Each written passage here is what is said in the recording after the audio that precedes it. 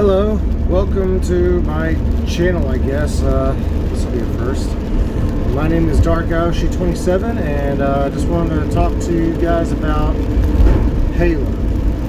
Halo is an awesome and phenomenally huge science fiction epic filled with a lot of action, some comedy, but honestly a lot of sadness in the story. The story is good, yeah. The multiplayer, it can be fun at times, but I'm here to talk to you about how I feel about 343 Industries and their direction with Halo. I'll be honest, I loved Halo 4. I thought it was an awesome game. I thought the art style, though it was different, was an excellent change of pace. I liked the new designs. I liked the weapons, especially when they balanced the assault rifle for the first time. The artwork for the backdrops of every multiplayer stage was amazing. The story was phenomenal. And yeah, a lot of people didn't like the multiplayer because it was a lot like Call of Duty. But then again, I never played Call of Duty, so I didn't know.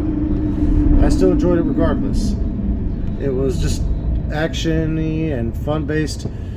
And I was sad that there was no firefight, but Spartan Ops was still pretty cool. It was a great way to extend the story a bit longer and to give us some more material, because I'm a Halo lore nut. I love the fiction. Anyways, 343 Industries also did a great job at not only that game, in my opinion, but also advertising it. I mean, hell, we even got the movie Halo 4 Forward Unto Dawn, which in my opinion is still the best Halo adaptation on the big screen that I've ever seen, aside from, you know, live action trailers. But yeah, I mean, it was a great concept. And yeah, so the characters that were the villains and stuff in the game were a little bit more difficult to understand if you hadn't read the books. But hey, they inspired me to read the books, and I thoroughly enjoyed reading them. I actually own every single piece of physical Halo fiction, be it books, graphic novels, limited edition games, and DVDs. However, then they made Spartan Assault. That was an okay game. It wasn't great, but it was okay. Then they made the Master Chief Collection. That one was pretty cool. Only problem is that, yeah, it was pretty buggy at the very beginning for multiplayer especially. But what really got on my nerves is that Halo 3's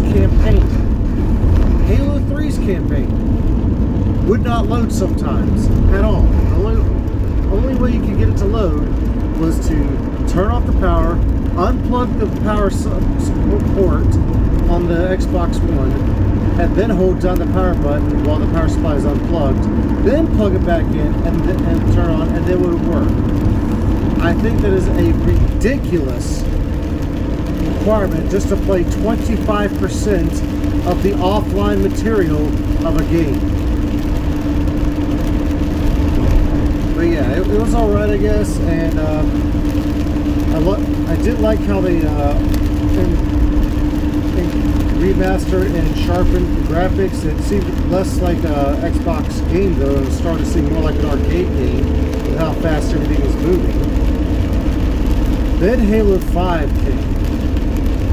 I was very disappointed with the direction the story went.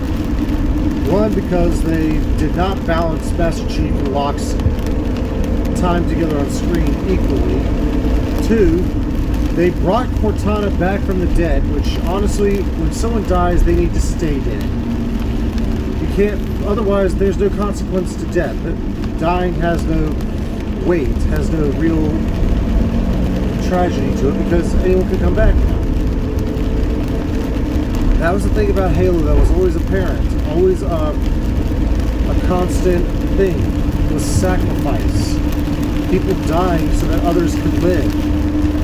You honor their sacrifice, you appreciate it, and yet now bringing her back, it's like, oh, don't worry about it, nothing bad happened. So annoying.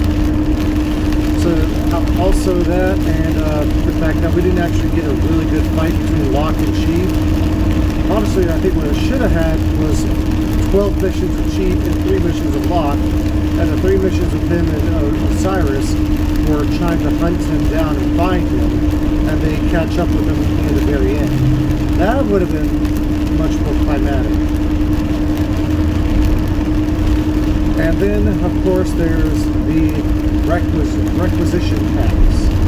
I freaking hate loot boxes. It's one thing that if you gotta spend real money to get materials in the game, I get that.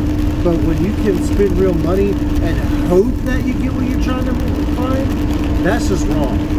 I'm sorry, but I do not like the idea of spending my hard-earned money and hope that I get the armor mods for my character that I wanted, or the armor suit. It's just really annoying to me.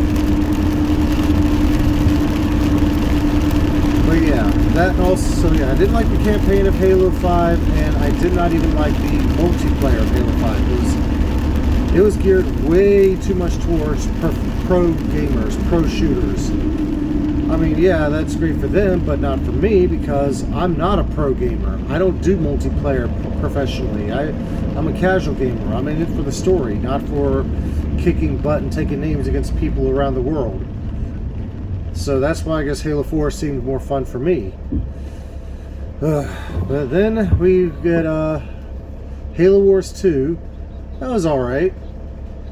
I mean, it was definitely a great step in the right direction. Atriox is an amazing villain. The Banished were really well designed. The idea of a group of pirates and mercenaries of ex-Covenant who simply wanted power, that was interesting as hell. Now, when they came out with the Awakening the Nightmare DLC, I kind of got a little scared and angry for fiction-wise. Oh, shit. Sorry.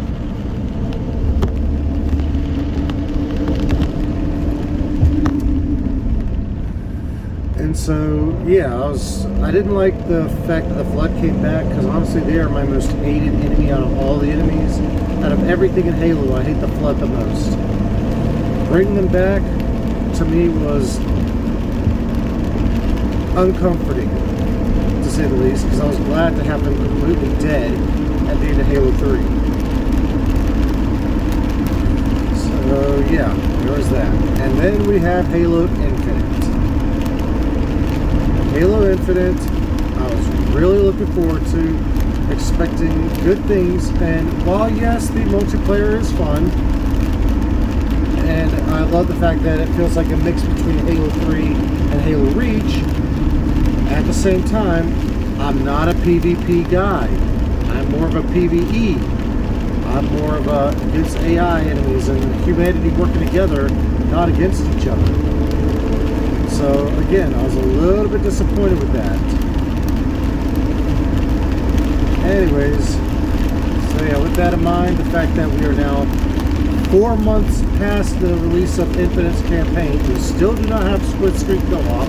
We still cannot choose different levels in the campaign by choice. And the whole, also the fact that, you know, they had the wildlife in the trailers and stuff, but we never even see them in the game itself, except for, you know, gophers and birds. It just feels like a really big letdown. It really does. Now, I'm glad that Cortana is finally dead, and with a real send-off that actually feels emotional.